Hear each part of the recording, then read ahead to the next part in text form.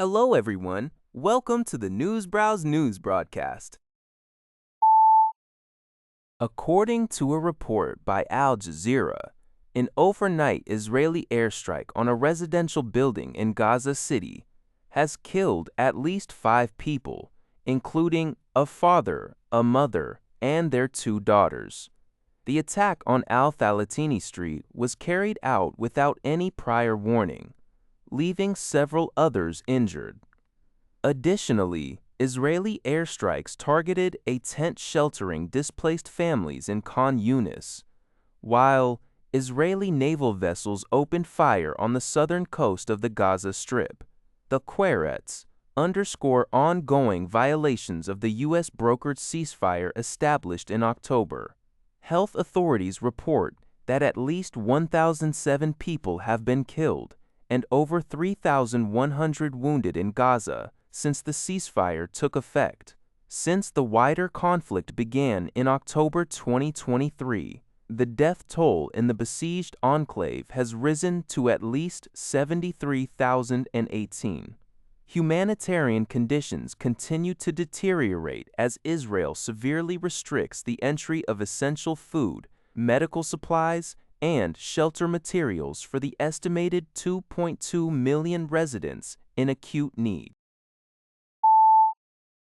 According to a report by Lion-Hei Zayabao, 2 bomb explosions in the northwestern Khyber Pakhtunkhwa province of Pakistan have left 7 people dead and 3 others injured.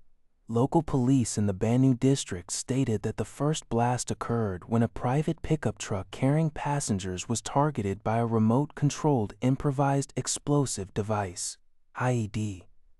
The second IED detonated as the wounded were being transported to a hospital for emergency treatment.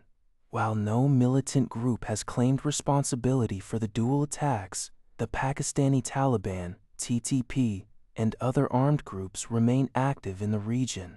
Pakistani Prime Minister Shehbaz Sharif strongly condemned the bombings, expressing his condolences to the victims and their families. He reiterated the government's firm commitment to eradicating terrorism and vowed to bring the perpetrators to justice. The incident comes amid heightened tensions between Pakistan and Afghanistan, as Islamabad accuses Kabul of harboring militants, a claim repeatedly denied by the Afghan Taliban government.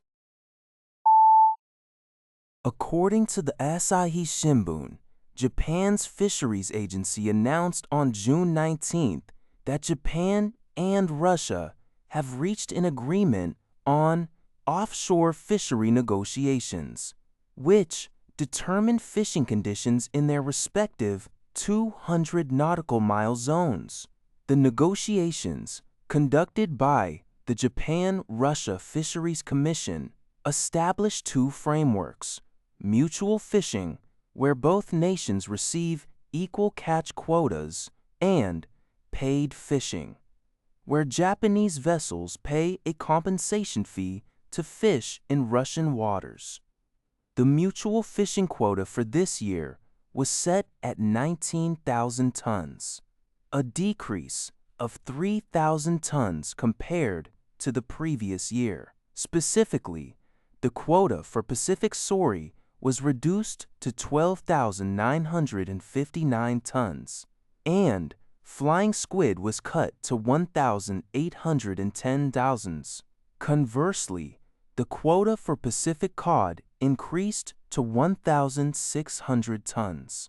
The paid fishing quota remained unchanged at 694.66 tons, with Japanese vessels paying approximately 26.94 million yen in compensation. With negotiations dragging on past the end of the year, the diplomatic environment remains highly challenging.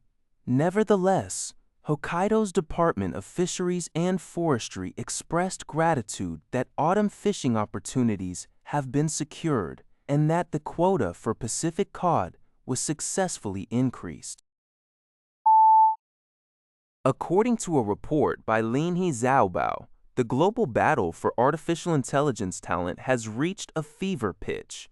John M. Jumper, a 2024 Nobel laureate in chemistry and pioneer behind Google DeepMind's groundbreaking AlphaFold protein prediction model, has announced his departure from the company to join the rising AI startup Anthropic. This move marks the second high-profile exit from Google's AI team within just 3 days, following Gemini co-leader Noam Shazer's defection to OpenAI on Wednesday. Industry analysts point out that frontier startups like Anthropic and OpenAI hold a significant advantage over tech giants like Google in attracting top-tier research talent, as they can offer highly lucrative compensation packages and promise a nimble research environment with fewer bureaucratic hurdles. Meanwhile, Anthropic remains embroiled in regulatory friction with the U.S. government, which recently banned the sale of its advanced models abroad over national security concerns involving China and Russia. However, U.S. President Donald Trump recently shared that he no longer views the company as a threat, praising Anthropic for its responsible actions since the ban.